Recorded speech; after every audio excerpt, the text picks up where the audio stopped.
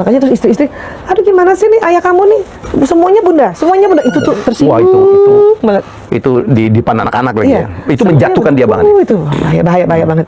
Parah nih bapakmu.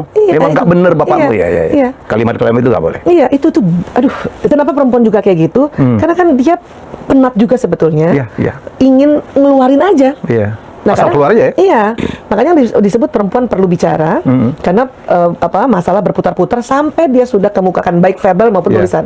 Bahayanya sekarang menulis di status, Iya tuh. iya kan, di media sosial. Status, medsos itu nggak boleh Bu ya. Ada orang persoalan di rumah diungkapkan di luar gitu ya. Kan huruf itu ada energinya ya, iya kan. Jadi kalau di surat Al-Ahzab tuh ayat 23 kan, jadi kata Allah, demi Tuhan langit dan bumi, sungguh apa yang dijanjikan akan terjadi seperti apa yang kamu ucapkan. Baik diucapkan di benak, di mulut maupun di tulisan. Iya.